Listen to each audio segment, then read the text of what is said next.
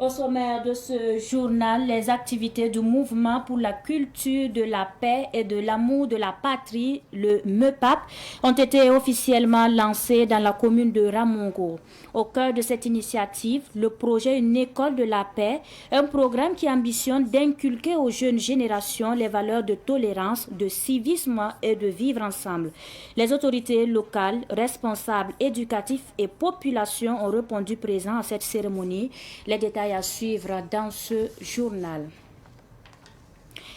Aujourd'hui, c'est mercredi des cendres pour les fidèles chrétiens, une journée de recueillement et de pénitence qui ouvre officiellement le temps du carême. Dans les églises, les croyants reçoivent l'imposition des cendres sur le front, un geste fort, symbole de fragilité humaine et d'appel à la conversion. Ce mercredi des cendres marque ainsi le début des 40 jours qui conduisent à Pâques. On en parle également dans ce savant soir. Ce sont les principaux titres de cette édition. Mesdames et messieurs, bonsoir. Je suis ravie de vous retrouver pour le point de l'actualité de ce savant soir. Bienvenue à tous. En ouverture de ce journal, un temps fort de l'actualité religieuse. Aujourd'hui, les chrétiens entrent dans le temps de carême avec le mercredi des cendres, une journée de recueillement qui marque le début de 40 jours de prière, de jeûne et de partage. Dans les églises, les fidèles reçoivent les cendres sur le front, symbole d'humilité et d'appel à la conversion. Notre reporter Ahmed Joël Compaoré a suivi la messe pour nous à la coordination Saint-Dominique de Bonheurville.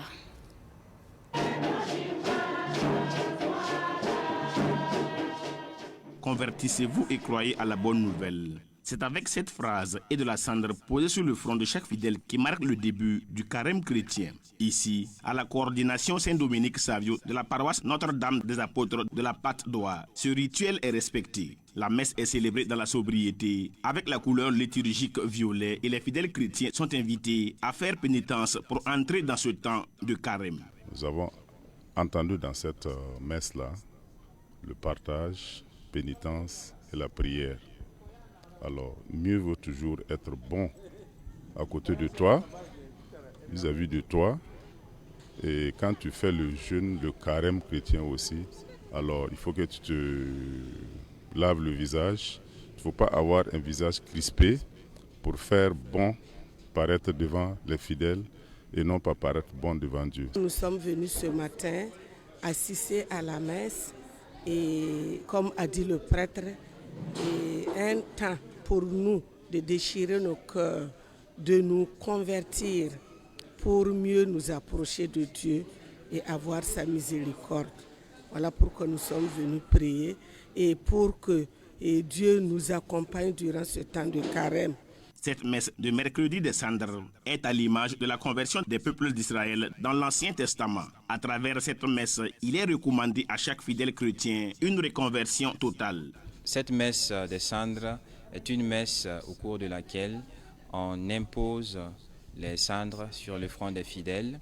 Voilà, un signe de pénitence, parce que les cendres, dans l'héritage biblique que l'Église nous donne, les cendres dans l'Ancien Testament signifiaient la pénitence. Et donc l'Église a pris cet héritage pour aussi aider ses fidèles à redécouvrir le sens de la pénitence, de la contrition, pour inviter les fidèles à toujours revenir vers Dieu.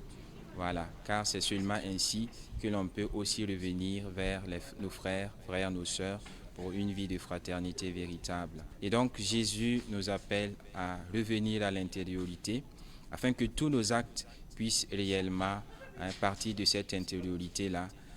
Et c'est seulement ainsi que le monde aussi peut recommencer à vivre quelque chose d'humain, quelque chose de fraternel. Abbé Hugues Patrick Nikema invite tous les fidèles chrétiens de la Patte d'Oie à vivre intensement ce temps de carême. Mon invite pour les fidèles catholiques de la Patte d'Oie, c'est la même chose pour tous les fidèles. Voilà, c'est de vivre intensement ce temps parce que c'est un temps de grâce. C'est effectivement vivre ce que Jésus recommande. Voilà, avec le désir de se rapprocher à Dieu. Voilà. Il y a bien sûr les actes de pénitence, le jeûne des aliments, jeûne de la parole, jeûne peut-être du regard, voilà, jeûne des réseaux sociaux. Tout cela peut contribuer à nous amener à nous rapprocher davantage de Dieu et de l'autre. Le carême chrétien, qui débute avec la messe de mercredi des cendres, se poursuit jusqu'au 5 avril prochain avec la messe de Pâques.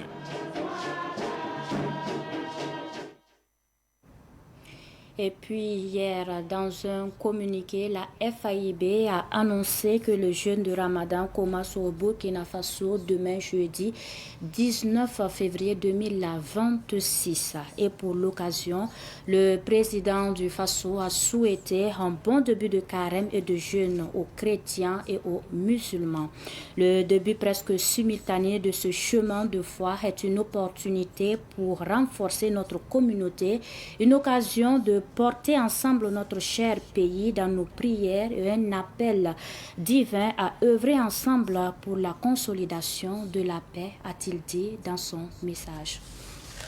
Et pour la suite, le ministre de la Construction de la Patrie, Mikhailo Sidibé, a présidé lundi dernier à la gare ferroviaire de Bobo-Dioulasso la cérémonie officielle de présentation et de mise en circulation de 4 nouvelles locomotives de Sitarai. La mise en circulation de ces locomotives s'inscrit dans une démarche de modernisation du réseau ferroviaire et d'amélioration du transport de marchandises et de passagers à travers la région. Les détails avec Nongasida Thomas Sondo et Korotimi Tingara de Savane Média Ouest.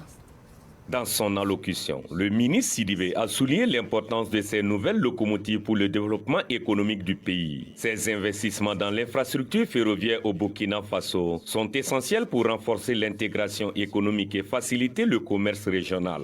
Notre pays s'est engagé résolument dans une politique ambitieuse de modernisation des infrastructures de transport.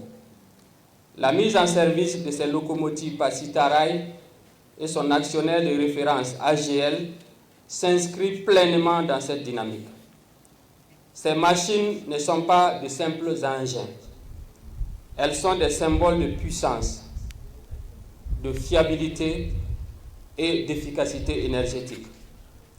Leur arrivée permettra d'accroître la capacité de traction, de réduire les temps de parcours, de fluidifier le trafic et surtout de désengorger nos routes. Elles répondent aux attentes légitimes de nos opérateurs économiques qui réclament une logistique performante et surtout compétitive. Les locomotives GL30, réputées pour leur performance et leur efficacité, vont non seulement améliorer la rapidité des opérations ferroviaires, mais également attribuer à une logistique plus respectueuse de l'environnement grâce à des technologies de pointe. Ces investissements importants répondent aux besoins de croissance des volumes drivés par l'économie du Burkina. En 2025, nous avons transporté beaucoup de volumes et une croissance de plus de 30%. Nous tablons sur l'année 2026 une croissance de plus de 15%.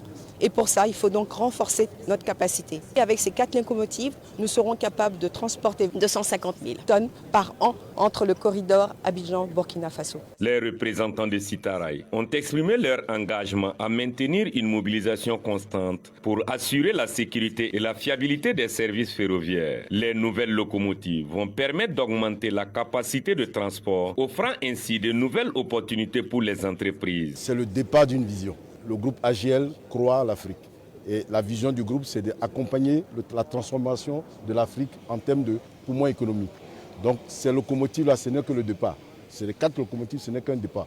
Parce que dans notre plan à 5 ans, dans 3 ou 4 ans, si les choses se passent correctement, on doit pouvoir encore recevoir de nouvelles locomotives. C'est vraiment dans cette dynamique-là que nous sommes. Nous voulons rester un partenaire sûr pour les 2 États du Côte d'Ivoire et du Burkina. La modernisation continue du réseau ferroviaire est un pas vers un avenir plus connecté et dynamique, dans lequel le transport ferroviaire joue un rôle crucial dans le développement national et régional. La cérémonie officielle de présentation et de mise en circulation des 4 nouvelles locomotives a réuni à la gare ferroviaire de Bobo-Dioulasso plusieurs autorités locales et acteurs économiques. Tous témoignent de cette étape significative pour le secteur des transports au Burkina Faso.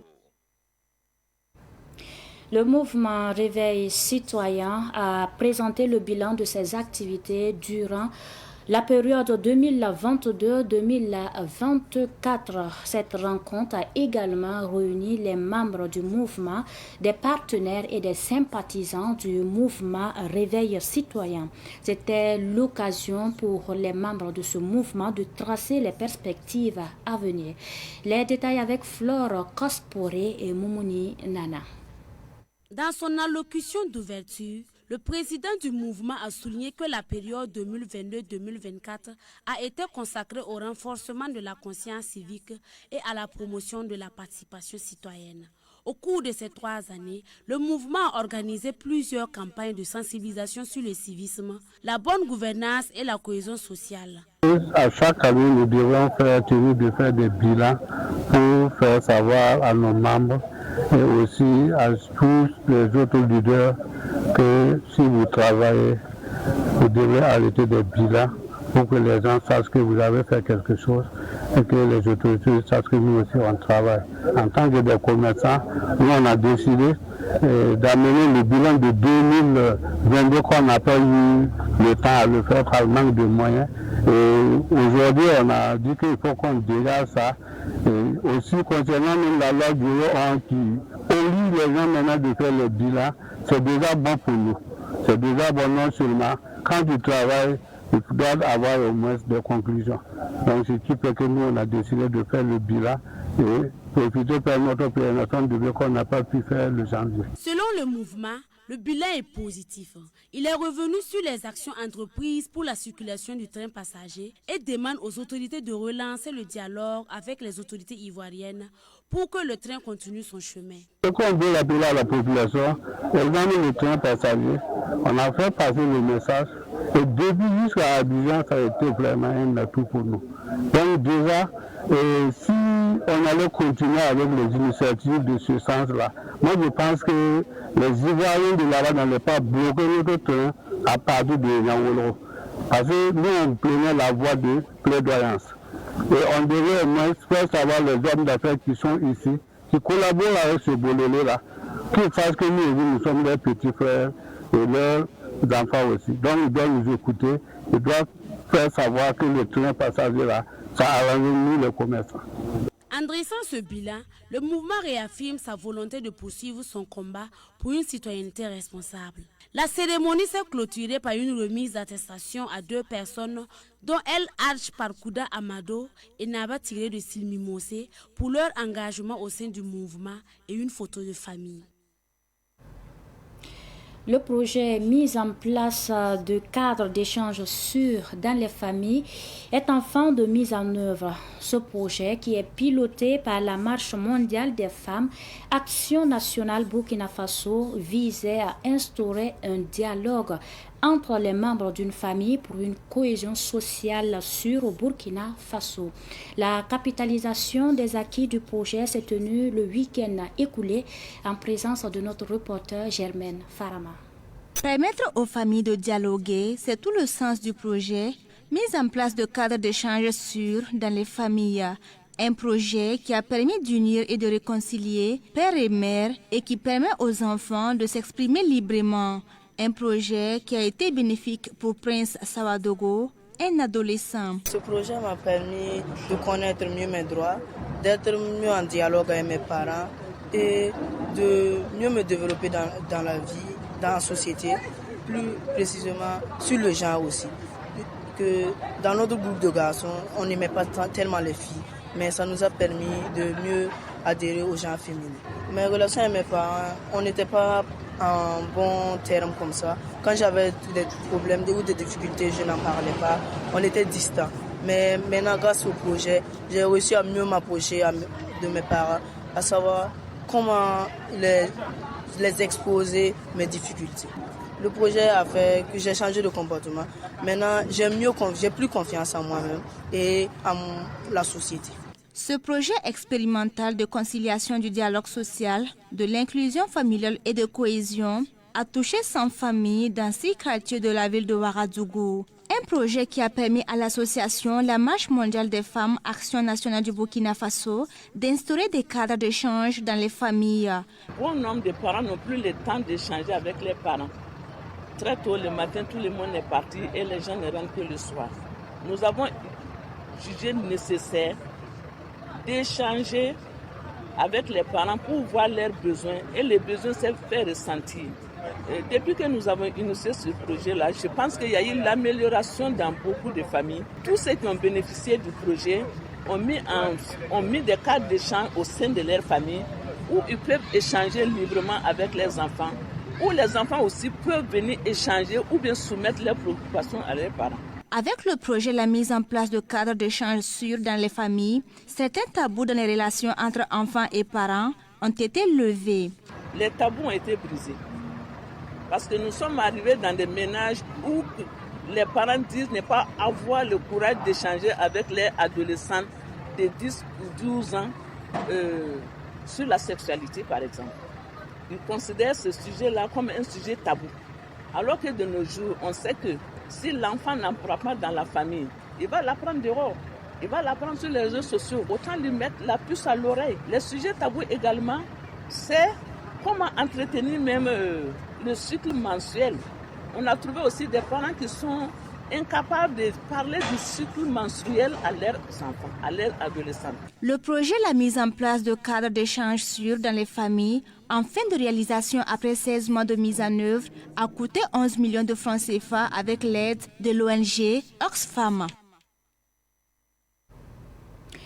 Et puis, je vous l'annonçais en titre, les activités du mouvement pour la culture de la paix et de l'amour de la patrie en abrégé, MEPAP, ont été lancées le week-end écoulé dans la commune de Ramongo, dans le Nando. Point central de cette initiative, le projet Une école de la paix qui vise à promouvoir les valeurs de tolérance, de civisme et de cohésion sociale en milieu scolaire. Retour sur la cérémonie avec Samuel Moko et Daouda Kabouri. École de la paix est un projet qui ambitionne rassembler des enfants de différentes régions du Burkina Faso sans distinction de religion ni d'ethnie, dans l'optique de leur inculquer les valeurs de civisme, de tolérance et de patriotisme. Ce projet prévoit également la formation socio-professionnelle au profit des jeunes et des personnes déplacées internes. Le projet École de la paix est initié par le mouvement pour la culture de la paix et l'amour de la patrie, MEPAP. Il y a 5 ans, on partait à Bouchouma et on a pensé aussi à une école de la paix. Donc une école qui pourra réunir des enfants d'ethnies différentes, de races et tout, et qui vont sur 17 régions du Burkina Faso, qui vont se retrouver ici, voilà, pour qu'on puisse les enseigner, les encadrer et les inculquer des valeurs de civisme et de patriotisme. Et du même coup aussi, contribuer à leur formation socio-professionnelle. Donc c'est une école ouverte à tous les enfants et aussi aux jeunes. Et on a beaucoup pensé aux déplacés internes et également des jeunes qui n'ont pas d'emploi pour les former dans des métiers différents.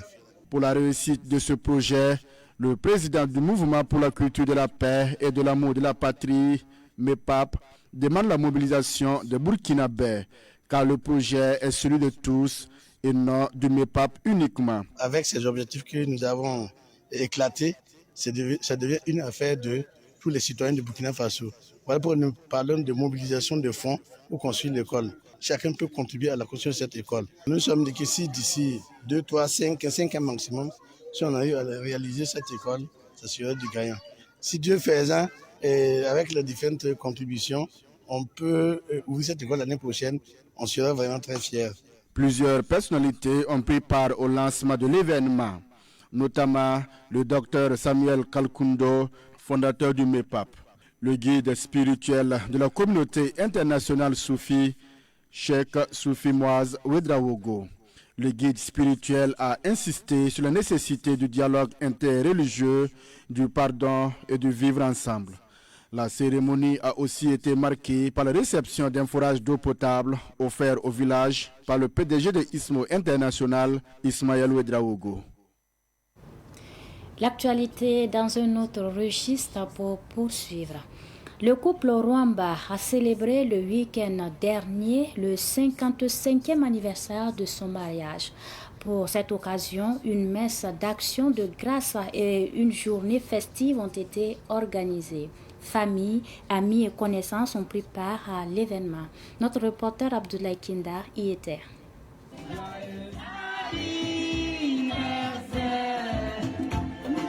Samedi 16 février 2026, famille et amis se sont mobilisés pour célébrer un événement exceptionnel, les 55 ans de mariage du couple Rwamba, également appelé Noche d'Orchidée, un moment rempli d'émotions, de souvenirs et de reconnaissance. Nous sommes très heureux d'avoir cette opportunité qui nous conduit dans une joie très grandiose, qui nous permet de nous souvenir de tout notre passé vécu ensemble. Nous sommes contents de rendre grâce à Dieu. Voici pourquoi nous avons jugé utile négocier une messe d'action de grâce. Cette célébration coïncide avec les 80 ans du père Zaknaba des IPLC qui rend aussi grâce à Dieu et bénit ses enfants. Les enfants aussi, nos progénitures aussi, Dieu nous a aidés. Une dizaine, nous sommes contents. C'est une joie. On est en santé, les enfants en santé. Même s'il y a maladie, Dieu nous assiste. C'est de bien se comporter, vivre en solidarité, que Dieu les assiste. Nous souhaitons beaucoup de succès aux enfants. La fête s'est déroulée dans une ambiance chaleureuse, symbolisant la beauté, la force et la délicatesse du couple. Les enfants du couple Rwamba n'ont pas voulu rester en marge de cette célébration. Ils étaient au four et au moulin pour satisfaire les invités. Nous sommes issus d'une famille où nous avons bénéficié de parents, surtout un papa très famille pour nous. Depuis le bas âge, il a toujours su prendre soin de nous, à tel point que c'est lui qui nous a menés lui-même à l'école et il a toujours veillé sur nous, même sur le plan sanitaire. Il est toujours prêt à amener les enfants en consultation lui-même et à suivre régulièrement le traitement. Et il a même une fois refusé d'être affecté de peur de nous laisser seuls avec maman. Moi, je dis chaque fois, c'est un papa famille, avec une mère dévouée, très soumise et qui a tout accepté pour notre bien-être. Au cours de la célébration, plusieurs proches ont pris la parole pour partager des souvenirs, les rencontres inattendues, les défis surmontés ensemble et les valeurs transmises à la famille. Les enfants qui grandissent et qui voient cette cohésion sociale prennent un exemple.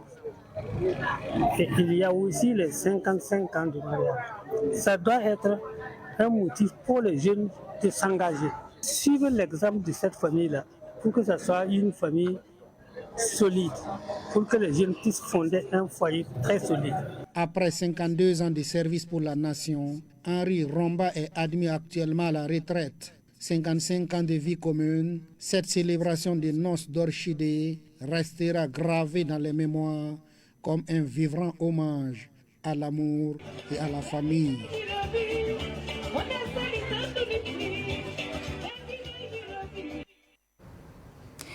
Pour la suite, je vous amène en Côte d'Ivoire où l'ADS Nord Côte d'Ivoire poursuit son déploiement sur le territoire ivoirien. Première étape de cette dynamique en 2026, la ville de Mans où une nouvelle section locale a été officiellement installée. Le point est avec Boukari Zongo, notre correspondant depuis Abidjan. Dans une ambiance de mobilisation communautaire, la section ADS Nord Côte d'Ivoire de Mans voit le jour. Fidèle Tendirebureau est investi président de cette nouvelle antenne. Une responsabilité qu'il assume avec fierté et engagement. c'est une fierté pour moi. Et vraiment, je suis vraiment content aujourd'hui d'avoir le président qui déplace jusqu'à Abidjan ici pour venir me donner une bonne responsabilité pour qu'on puisse se mettre ensemble pour travailler main à main et développer et vraiment se mettre ensemble pour devenir fort. Parce que nous sommes en Côte d'Ivoire ici et Saké est celui. Aujourd'hui, grâce à notre président, il a fait qu'on a commencé à se connaître. Tous ceux qui sont dans les campements, tous ceux qui sont dans les villages, ils sont en train de comprendre que mettre ensemble, c'est une bonne chose. Donc vraiment, je suis content de leur poste qu'il m'a donné aujourd'hui. Et je vais me pied avec ma population de main pour qu'on puisse travailler et le président soit content. Le président de l'association des ressortissants du Nord pour le développement économique et social, Salif Kiswen Sida Ouedraogo, s'est dit très engagé pour créer des sections dans les régions afin de permettre un ancrage pour être efficace. Cette année 2026, vraiment, nous l'avons mis sous le sceau de l'ancrage dans les différentes régions, d'où l'accélération de la mise en place des sous-sections. Ça a été une très belle cérémonie, comme l'ADS Nord commence à avoir l'habitude, une belle cérémonie avec beaucoup d'engouement. Nous avons aussi été honorés par toutes les autorités administratives, politiques, et puis les FDS de la région. Et donc, c'était une belle cérémonie. Avec l'installation de la section de Mans, l'ADS Nord Côte d'Ivoire pose les bases d'une action de proximité dans la région du Tonkoui, au service de la cohésion communautaire et du développement local.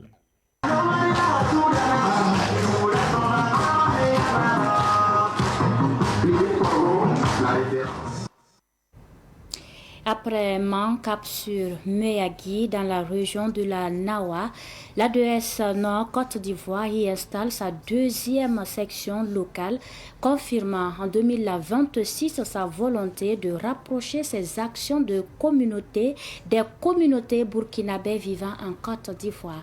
Le point toujours avec Boukari Zongo.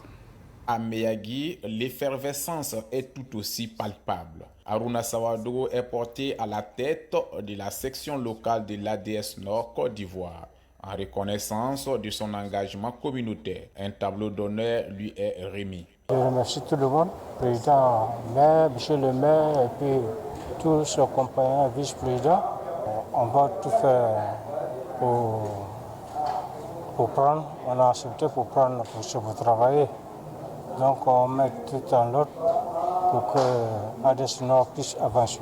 À travers ces nouvelles implantations, l'ADS Nord Côte d'Ivoire consolide son maillage territorial et renforce sa proximité avec les communautés. Notre visite aujourd'hui, c'est pour installer la section ADS Nord Meyagui pour consolider notre ancrage sur le territoire ivoirien. L'ADS Nord est une association à essence économique et sociale. Regrouper l'ensemble de nos compatriotes qui vivent sur le territoire ivoirien, créer une cohésion sociale et, comme je le disais aussi, créer une cohésion avec les populations autochtones avec lesquelles elles vivent déjà en bonne harmonie. L'ADS Nord Côte d'Ivoire confirme sa volonté d'être une association de terrain proche des populations et résolument tournée vers un développement économique et social durable.